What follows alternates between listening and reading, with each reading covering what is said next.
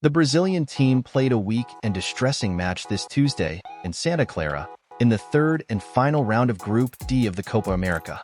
Brazil drew 1-1 with Colombia, heard "Ole" from rival fans, and finished this stage in second place with just 5 points. It is difficult to find positive points in the performance of the Brazilian team. It would be repetitive to talk about disappointment, especially when what we see on the field is a script forged in every match under the command of Dorival Jr. There are not enough reasons to understand how Brazil has worse football than Colombia. The only plausible justification lies in the work deadline. Nestor Lorenzo is about to complete 2 years with the Colombians, while Dorival is in his 7th game with the Brazilian team. In the quarterfinals, the Brazilian team will face Uruguay on Saturday in Las Vegas. This decisive clash will take place without the presence of Vinicius Jr., who is suspended after receiving his 2nd yellow card in the competition. Vinicius Jr.'s absence is a significant blow for the team, especially considering his ability to create plays and unbalance the opposing defense. However, this situation opens up a new possibility for coach Dorival Jr. With Vinicius suspended, Dorival Jr. now has the chance to adjust the team's formation and take advantage of Endrick's emerging talent. Endrick, the young prodigy, has been the highlight of the Brazilian team in the first games of the season. With his speed, technical skill, and finishing ability, he brought a new dynamism to the Brazilian attack. Drafting Endrick into the starting lineup not only provides an opportunity to test the depth of the squad, but also allows the team to explore new offensive strategies. The clash against Uruguay will be a real test for Dorival Jr. and his ability to adapt the team to adverse circumstances. Endrick will have the chance to shine on a big stage, and his inclusion in the starting lineup could provide Brazil with the creativity and attacking impetus that has been lacking in some recent matches. If the young player manages to live up to expectations, he could establish himself as a fundamental player in Brazil's path towards the Copa America title. The selection lacks creativity.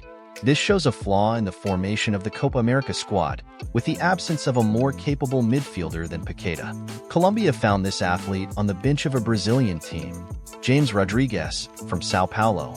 The match started quite evenly, with both teams creating dangerous situations in offensive moves. James Rodriguez hit the crossbar with a free kick, but Rafinha was happier with the Brazilian opportunity. The striker hit a precise shot into the top left corner of the Colombian goalkeeper, who even touched the ball, but only helped to push it into the net. It was Brazil's first free kick since November 2019, when Philippe Coutinho scored against South Korea. Minutes later, Sanchez found the net with a header after James' free kick, but the referee disallowed Colombia's goal with the help of VAR. It was another example of what the Colombians were willing to do with the adverse score. After the inauguration of the scoreboard, the Brazilian team disappeared from the field. Only Colombia attacked, led by James. At the end of the first half, Munoz received a pass on the right side of the Brazilian penalty area and touched Alisson's exit to equalize the score in California in the 46th minute. After halftime, Dorival chose to change the team's midfield by replacing Andreas Pereira with Paqueta. Brazil, however, continued to have the same problems. Colombia persisted with a more convincing style, or missed an unbelievable goal. In the final minutes, Dorival Jr. tried to take risks by launching a multitude of attackers onto the field.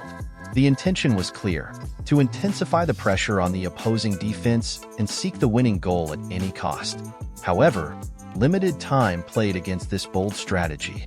With little time remaining, Brazilian players were unable to create significant opportunities or play more effectively than they had during the remainder of the match. Despite the renewed effort and offensive changes, the Brazilian team was unable to transform this pressure into concrete scoring chances. The lack of cohesion and the absence of adequate preparation for such an aggressive approach were evident. Even with several attackers on the field, Brazil had no new clear opportunities to leave the field with victory, resulting in a frustrating draw that highlighted the team's limitations under pressure. The Brazilian team is preparing for a formidable challenge in the quarterfinals of the Copa America, where they will face Uruguay.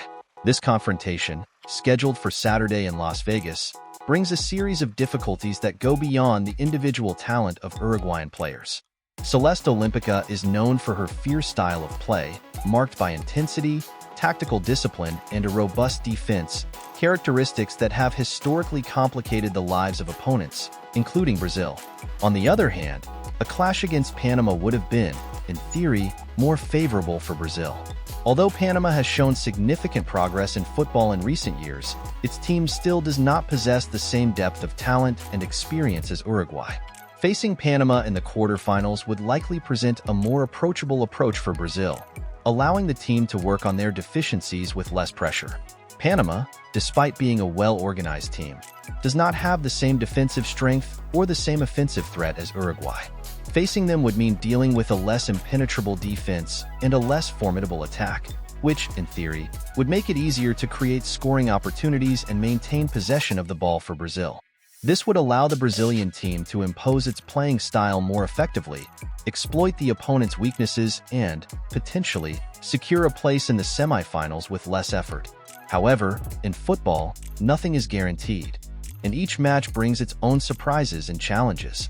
Brazil will need to be in top form, regardless of the opponent, to continue its trajectory in the Copa America and aspire to the title.